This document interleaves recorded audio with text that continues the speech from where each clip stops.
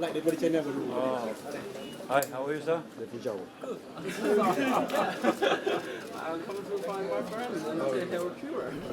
Tujuan lawatan saya adalah untuk melihat sendiri operasi 14 kaunter baru yang telah kita buat penambahan, dan itu diyakini akan memberi banyak kelegaan, terutama pada ketika ketibaan masa puncak travelers untuk melepasi pemeriksaan pasport di kaunter immigration kita di KLIA. Saya sempat tadi berbual dengan beberapa penumpang yang sampai dari beberapa destinasi yang menggunakan laluan baru itu. Dengan adanya 14 kaunter ini menjadikan total kaunter kita sekarang ialah 60. Sekarang ini polisi yang kita guna pakai adalah terutama pada ketibaan masa puncak, yang kita wajibkan adalah kesemua 60 kaunter ini mesti dibuka dan beroperasi. Ini menjadi lebih penting kerana baru-baru ini kita juga telah mengumumkan langkah liberalisasi visa. Ini adalah sebagai prelude kepada tahun melawat Malaysia pada tahun 2026. Jadi tahun melawat Malaysia ini, langkah liberalisasi visa yang diumumkan baru-baru ini, iaitu selain daripada negara-negara yang sekarang ini telah pun menikmati pengecualian visa, kita juga buka kepada negara China dan juga India. Kenapa dua negara ini?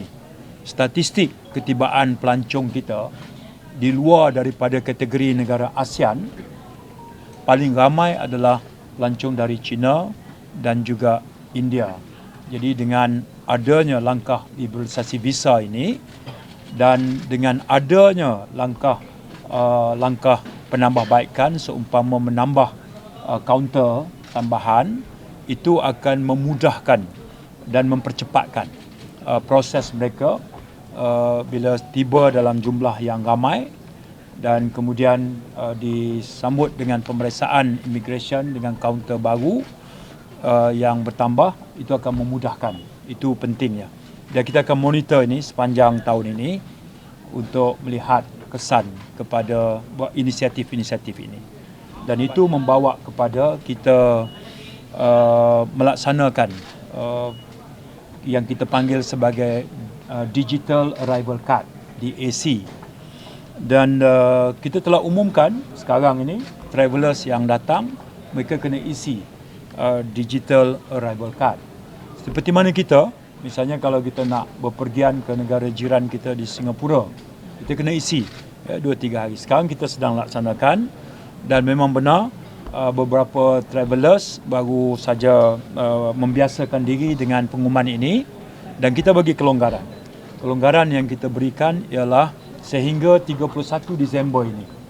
Ya, mereka boleh sampai di sini dan mereka boleh isi di sinilah. Ya. Baiknya 2-3 hari tapi kalau mereka sampai di sini kerana mereka baru dapat tahu sebab kita baru sedang laksanakan, maka kita bagi tempoh sehingga 31 Disember tempoh untuk mereka membiasakan.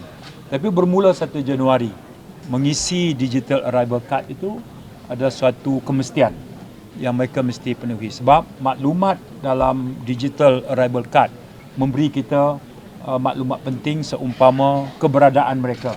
Sementara kita kenakan peraturan Digital Arrival Card, tapi untuk rakyat Singapura, untuk semua warga Singapura kita berikan pengecualian supaya dia masuk tiap-tiap hari.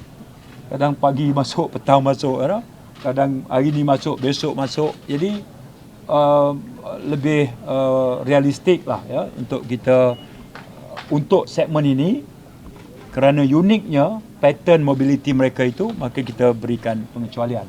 Sama juga pekerja Malaysia yang hari-hari berulang dengan menggunakan bas pekerja ataupun motosikal, mereka pun tak isi Digital Arrival Card ke Singapura.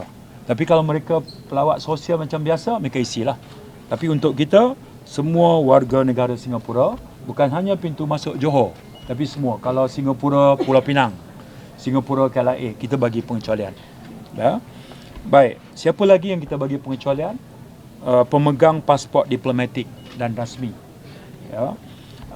Kemudian pemustautin tetap Malaysia dan pemegang PAS jangka panjang Malaysia. Ini juga pengecualian. Untuk Brunei ada 2 kategori, sijil pengenalan biasa Brunei. Dalam bahasa Inggeris dipanggil GCI. Dan satu lagi pemegang Brunei Malaysia Frequent Traveller Facility. Kita ada satu yang unik ya. Frequent Traveller Malaysia Brunei ni kita ada satu pegang PAS dia. Yang itu juga diberi pengecualian. Di sempadan utara kita di Thailand, ini mobiliti misalnya kenderaan perdagangan yang membawa masuk bekalan makanan. Ya, kita ni ada keperluan makanan kita. Ikan, sayur yang kita bawa daripada Thailand. Dan ini hari-hari dia masuk. Jadi itu juga pemegang PAS sempadan Thailand ya. Kita bagi pengecualian. Dan satu lagi adalah pemegang PAS lintas batas Indonesia. Ya, pintu masuk ini. Yang kita laksanakan adalah liberalisasi visa. Tujuan dia untuk melonjakkan sektor pelancongan supaya tidak dirumitkan melalui proses visa, tetapi elemen kawalan adalah kita memperkenalkan Digital Arrival Card.